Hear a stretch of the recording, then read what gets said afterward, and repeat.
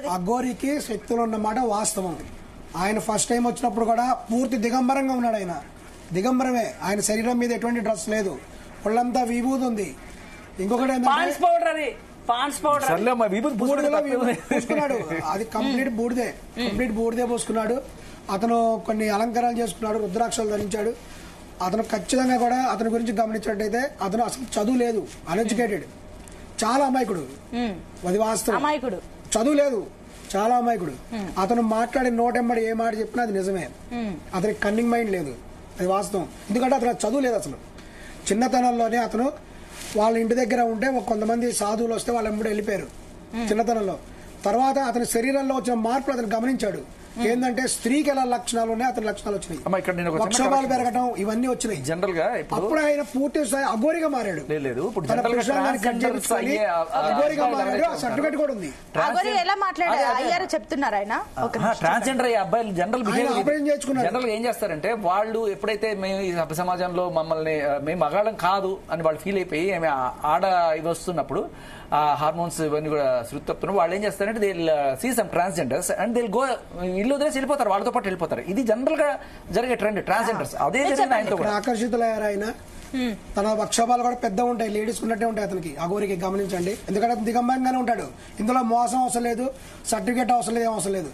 తర్వాత అతను తన పురుషాంగాన్ని కట్ చేయించుకుని అతనే చెప్పాడు, అతనికి పురుషాంగం ఉండదు, అతను పూర్తి దిగంబరంగానే ఉంటాడు.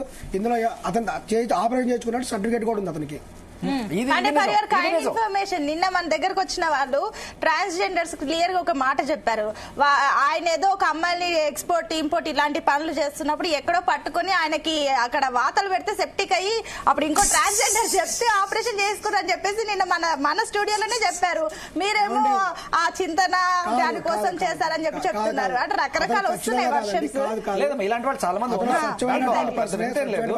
సరే, మీరు స్వచ్ఛమైన మనిషి. వాళ్ళ యొక్క కోర్సులో భాగంగా ఒక రకంగా పర్యటన అంతా చేయాలి. ఆ పర్యటన గురించి అతను వచ్చాడు. అతనేమి రోడ్డు మీద బీచ్లకు జరగల, అతను అన్ని కేవలం దేవాలయాలు సందర్శించారు. సరే, మీరు ఇంత సపోర్ట్ చేస్తున్నారు కదా, ఈయన కార్లు ఇవన్నీ డబ్బులు మీరు బాగా సంపాదిస్తున్నాడు అని చెప్తే కారు ఉంటుందండి. కార్ లో మీకు ఉంటుంది. ఆయన అఖాడా దగ్గర మెంబర్షిప్ ఉంది అతనికి. As a card, identity card ఉంది, ఐడెంటిటీ కార్డు ఉంది అతనికి. డ్రైవింగ్ లైసెన్స్ కార్డా, ఏం కార్డు? అది ఎవరైతే ఉందో మరి ఎందుకు చూపించట్లేదు? చూపిస్తాడు అతని దగ్గర తెచ్చుకుంటే. మొత్తం చూపిస్తున్నాడు కదా, కరెక్టే కదండి.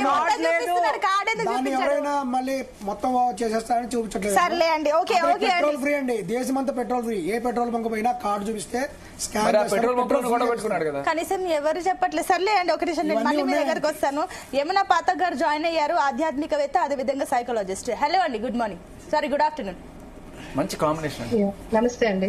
నమస్తే అండి. సో ఏంటి దీనిపైన మీరు రకరకాల చర్చలు వస్తున్నాయి. అసలు అఘోరి కాదు అని ఒకరు డూప్లికేట్ అఘోరి అంటున్నారు, అసలు అమ్మాయి కాదు అబ్బాయి కాదు, రకరకాల అంశాలు వస్తున్నాయి. ఇవన్నీ విషయాలు పక్కన పెడితే, ఒక అమ్మాయి బీటెక్ చదువుకున్న అమ్మాయి, అన్ని తెలుసు అమ్మాయికి, సమాజం అంటే ఏంటి తెలుసు, మీడియాతో కూడా ఎంత నిక్కచ్చిగా మాట్లాడుతుందో మీరు కూడా చూస్తున్నారు. ఇట్లాంటి అమ్మాయి ఎందుకు ఇలాంటి తప్పుదారి పట్టింది, ఏంటి, ఏమనుకోవచ్చు దీనిపైన?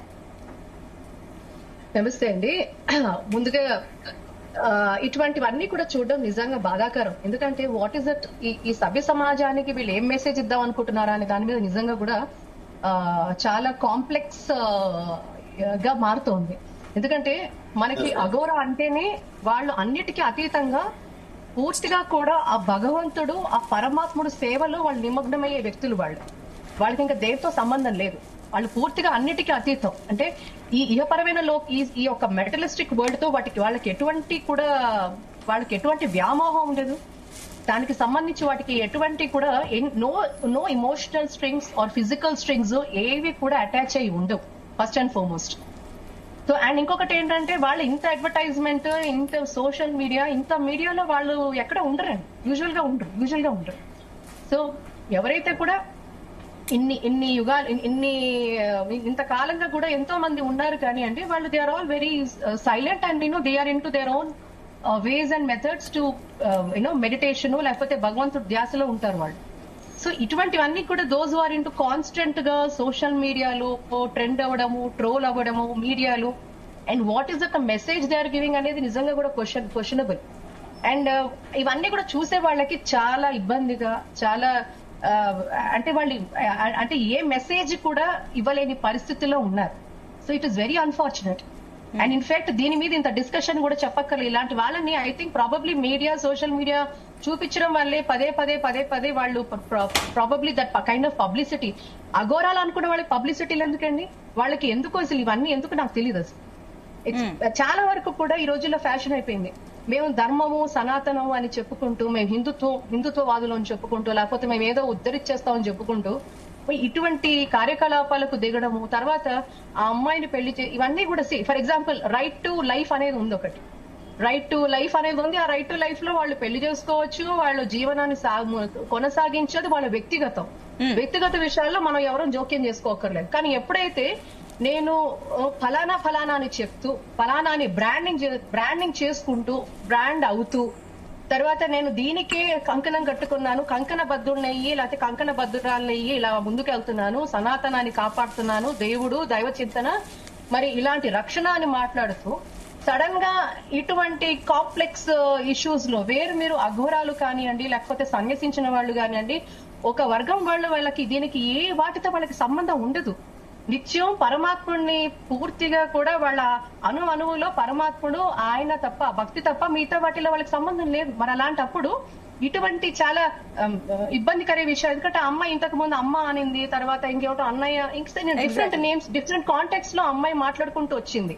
అండ్ నాకేంటంటే ఒక పర్వర్టెడ్ గా ఈ పిల్లలు ఎందుకు తయారవుతారో అర్థం కావట్లేదు. ఎస్పెషల్లీ యంగ్స్టర్స్, వీళ్ళు ఏంటి, what is that they want, ఇంత పర్వర్షన్ ఏంటి అనేది అర్థం కావట్లా.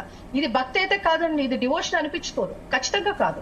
అంటే అమ్మాయి చెప్తుంది, మనకి క్లియర్ గానే చెప్తుంది కదండి, నేను పూజలు చేయాలి, ఇవన్నీ నేర్చుకోవాలి అనే వెళ్తుంది అని చెప్పింది. వర్షిణి ప్రేమకి కారణం 3 కోట్లు, వర్షిణి ప్రేమకి కారణం 3 కోట్లు ఇచ్చారు. మీకు ఎవరిచ్చారు? అఘోరి ఇచ్చారు. వాళ్ళ అన్నే స్టేట్మెంట్ ఇచ్చాడు, 3 కోట్ల రూపాయలు చెక్ ఇచ్చారని. వర్షిణి బ్రదరే చెప్పాడు. వర్షిణిని ఆయన యూజ్ చేసుకున్న ట్రాప్ చేశాడు అఘోరిని వర్షిణి ట్రాప్ చేసింది. సరే ఒక నిమిషం అండి, వర్షిణి వాళ్ళ అన్న స్టేట్మెంట్ ఇచ్చాడు. 3 కోట్లు ఎక్కడ వాళ్ళ దగ్గర ఉంది. ఓకే సరే పక్కన పెడదామండి. బేరం పెట్టారు. ఆమె ప్రేమ కారణం, ఈ డ్రామా కారణం ముదురు బొచ్చేది. వర్షిణి ముదురు బొచ్చేది, అది ఆడదే. అది సరే ఎక్కువ మాట్లాడద్దు, డబ్బులు తీసుకుని వెళ్ళిపోతుందా? దాని ఫీజు అఘోరి కట్టాడు. ఫీజు ఎందుకు కట్టించుకుంది? సరే మీరు అన్నట్లు సరే ఐఫోన్ ఎందుకు తీసుకుంది?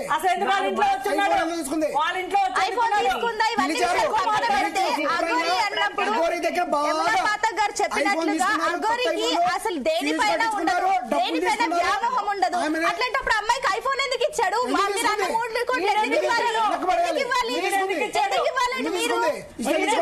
చెప్పండి. ఆయన ఇష్టం, ఆయన ఇచ్చాడు, మనకేంటి నొప్పి? ఓకే సార్ ఫీజు కట్టినట్టుదా? ఓ 2 లక్షలు, ఓకే సార్ 2 లక్షలు ఇచ్చారు, లబ్బీ వాళ్ళు పెట్టుకుంటారు. సరే అండి,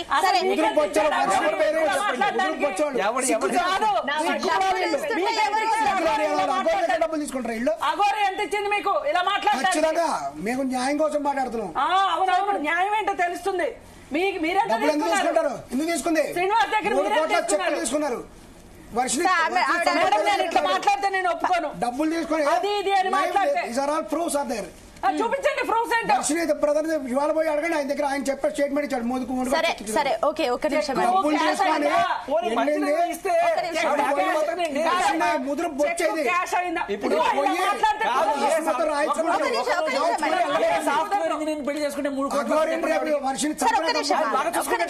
వచ్చేది అఘోరికి చాలా మహత్యాలు ఉన్నాయి కదా, ఎట్లా చంపుతుంది? ఖచ్చితంగా కలుగుతుంది. డబ్బు కోసం ఏం డ్రామా